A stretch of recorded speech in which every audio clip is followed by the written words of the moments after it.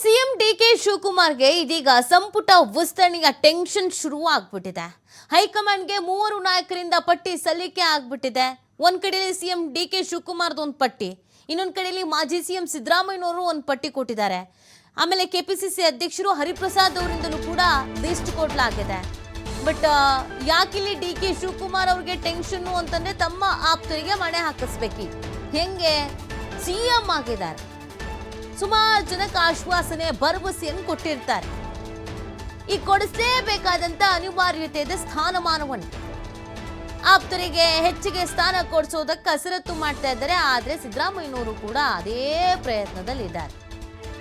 ಸಿದ್ದರಾಮಯ್ಯಗೆ ಪೂರಕವೆಂಬಂತೆ BK Hariprasad ನಿಲುವು ತೋರಿದ್ದಾರೆ. ಇಬ್ರು ಹಿರಿಯ ನಾಯಕರುಗಳು ಒಂದ್ ಕಡೆ ನಿಂತ್ಕೊಂಡ್ಬಿಟ್ಟಿದ್ದಾರೆ. ಬಿಕೆ ಹರಿಪ್ರಸಾದ್ ಅವರು, ಸಿದ್ದರಾಮಯ್ಯನವರು ಇಬ್ರು ಮಾತು ನಡೆದು ಬಿಟ್ರೆ ಕಷ್ಟ ಆಗುತ್ತೆ ಡಿಕೆಶಿಗೆ. ಹಾಗಾಗಿ ಒಬ್ಬಂಟಿಯಾಗಿ ಎಷ್ಟು ಪ್ರಯತ್ನ ಪಡೋದಕ್ಕೆ ಸಾಧ್ಯವೋ ಅಷ್ಟು ಪ್ರಯತ್ನವನ್ನ ಆಪ್ತರ ಪರವಾಗಿ ಪಡ್ತಾ ಇರೋದು. ಹೆಚ್ಚಿನ ಸ್ಥಾನ ಕೊಡಿಸೋದಕ್ಕೆ ಡಿಕೆಶಿ ಯತ್ನಿಸ್ತಾ ಇದ್ದಾರೆ. ತಮ್ಮ ಬೆಂಬಲಿಗರಿಗೆ ಹೆಚ್ಚಿನ ಸ್ಥಾನ ಕೊಡಿಸೋದಕ್ಕೆ ಡಿಕೆಶಿ ಯತ್ನ.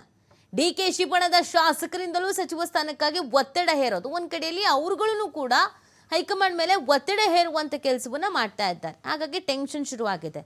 ನೋಡ್ರಿ, ಡಮ್ಮಿ ಸಿಎಂ ಆದರೂ ಅವ್ರ ಕಡೆಯವರಿಗೇನೆ ಅವಕಾಶ ಸಿಕ್ಕಿಲ್ಲ ಅಂತ ಜನ ಮಾತಾಡಬಾರ್ದು.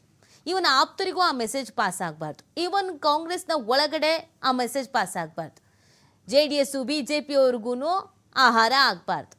ತನ್ನ ಕೆಪಾಸಿಟಿಗೇನು, ತನ್ನ ಶಕ್ತಿಗೇನು ಅಂತ ತೋರಿಸ್ಬೇಕು.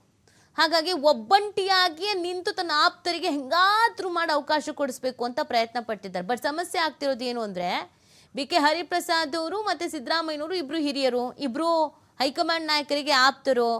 ಆಮೇಲೆ ಸಿದ್ದರಾಮಯ್ಯನವರನ್ನ ಕೆಳಗಿಳಿಸಿ ಡಿಕೆ ಶಿವಕುಮಾರ್ CM ಆಗಿದ್ದಾರೆ ಅನ್ನೋದೊಂದು ಮೆಸೇಜ್ ಪಾಸ್ ಆಗಿದೆ. ಅದು ಡ್ಯಾಮೇಜ್ ಕಂಟ್ರೋಲ್ ಆಗಬೇಕು ಅಂತಂದರೆ ಸಿದ್ದರಾಮಯ್ಯನವ್ರಿಗೆ ಒಂಚೂರು ಜಾಸ್ತಿ ಮನ್ನಣೆ ಕೊಡಬೇಕು ಅಂತ ಕಾಂಗ್ರೆಸ್ ಹೈಕಮಾಂಡ್ ತಲೆಯಲ್ಲಿ ಬೇರೆ ಇದೆ. ಬಿಕೆ ಹರಿಪ್ರಸಾದ್ ಅವರನ್ನ KPCC ಅಧ್ಯಕ್ಷರನ್ನಾಗಿ ಆಯ್ಕೆ ಮಾಡಿರೋದೇ ಹೈಕಮಾಂಡ್ ನಾಯಕರು. ಹಾಗಾಗಿ ಅವ್ರ ಮಾತುಗೂ ಬೆಲೆ ಇದೆ.